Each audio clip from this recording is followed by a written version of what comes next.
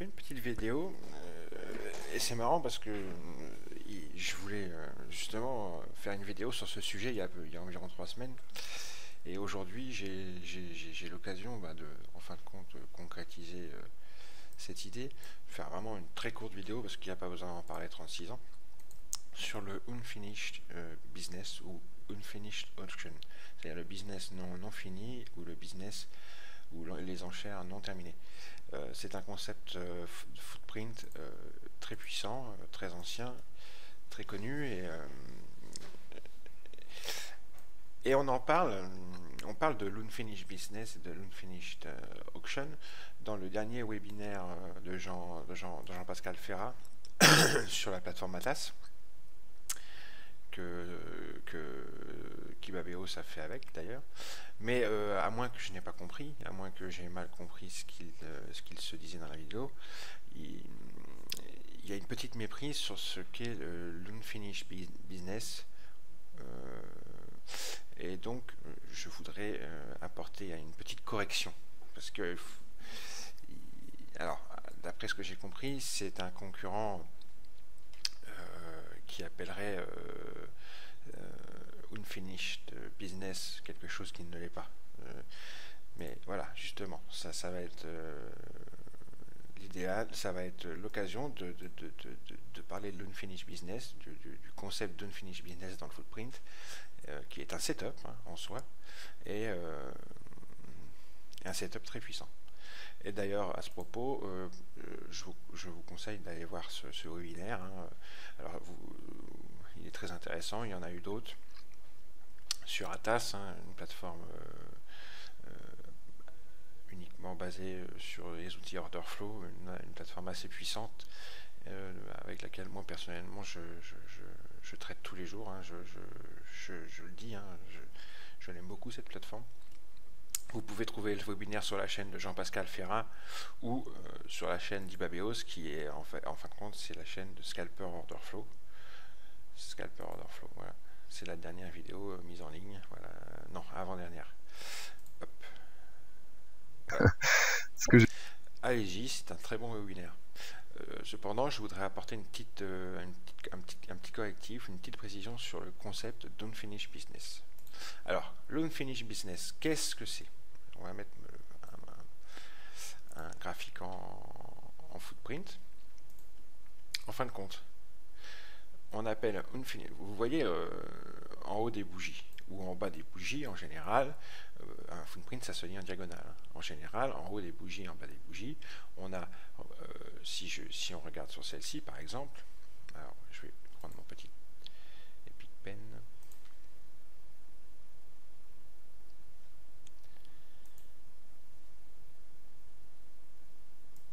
Hop. Si on regarde donc en haut des bougies ou en bas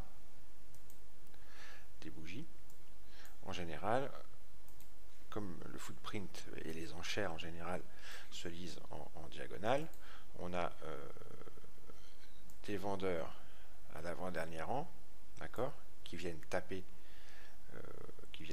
au bid, et des acheteurs au dernier rang qui viennent essayer de soulever l'asque, d'accord, ça se lit en diagonale. Donc, fatalement, au dernier rang de ces bougies, on a 0 d'un côté et un chiffre de l'autre. Ok.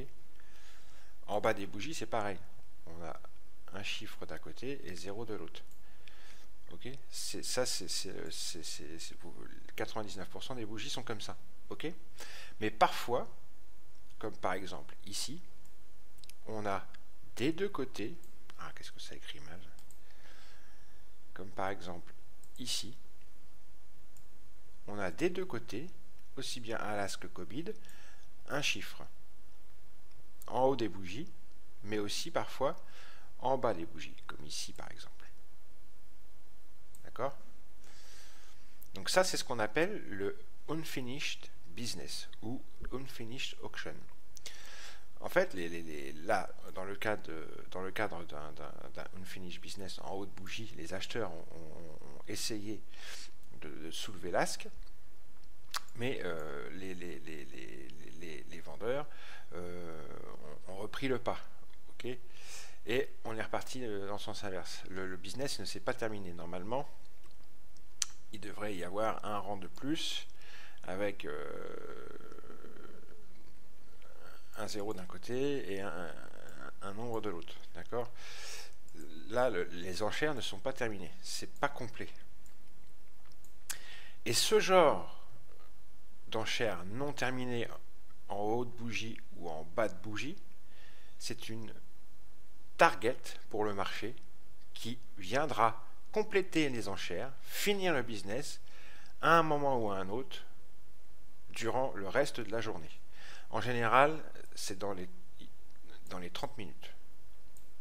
L'idéal, c'est que ça se passe dans les 30 minutes. D'accord? Parfois, c'est tout de suite à la barre précédente, comme ici. Hop, à la barre précédente, boum, on redescend et on est venu compléter l'enchère. Parfois, c'est bien plus tard, comme ici, où on est venu compléter l'enchère seulement à ce moment-là. Et vous voyez que c'est une target. On peut choisir de s'en servir comme target. En rentrant sur un support, dans ce cadre-là, un support plus bas, que l'on estime qu'il va tenir, avec vos signaux, peu importe, et vous le testez, ce support, enfin vous l'achetez, et vous avez comme target l'enchère qui est non terminée, ici, d'accord? C'est un système pour les scalpers, mais aussi pour les day traders. Alors, il y a d'autres exemples, on va en chercher.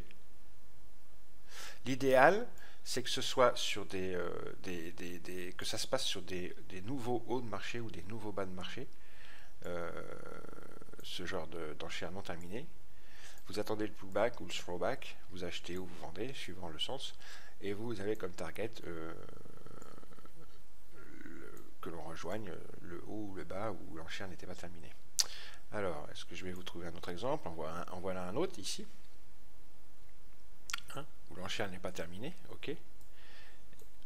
On descend, on est sur ma zone d'achat, là, avec une imbalance longue, on achète, et on a comme target de venir compléter l'enchère non terminée ici. Et vous voyez, moins de 30 minutes après, on est venu le compléter. J'ai l'impression que c'est le même exemple. Non, c'est pas le même exemple, c'en est un autre. D'accord? Donc c'est à peu près le même exemple que celui que j'ai montré ici.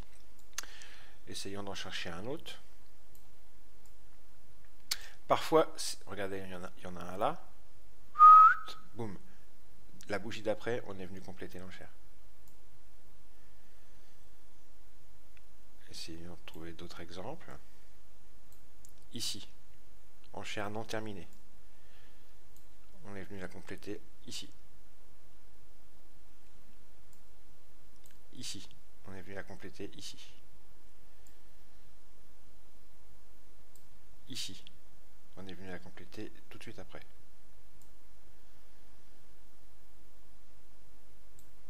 Alors, d'autres exemples.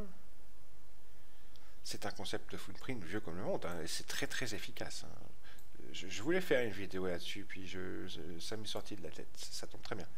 Ici, enchère non terminée, on monte, et on revient à travailler. Ici, l'enchère non terminée, moins d'une demi-heure après. En général, faut que ça aille vite, quoi. 30 minutes, c'est bien. Voilà, donc tenez, encore une ici. Et là, donc ici, on est à quel niveau de prix? On est à 2089,25. Et on vient compléter l'enchère, peut-être pas le même jour. Si, voilà, 2089 ici. On vient compléter l'enchère à peu près ici, quand on revient sur ma zone d'achat. Donc là, ça a duré plus qu'une demi-heure, ça a duré toute la journée.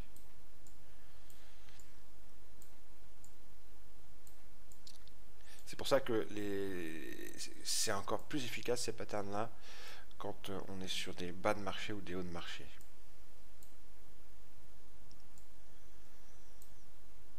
Comme ça, on attend un throwback ou un pullback et boum, on achète.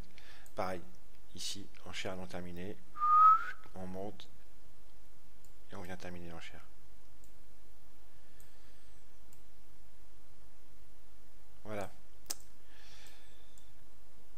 c'est très très très très très très puissant.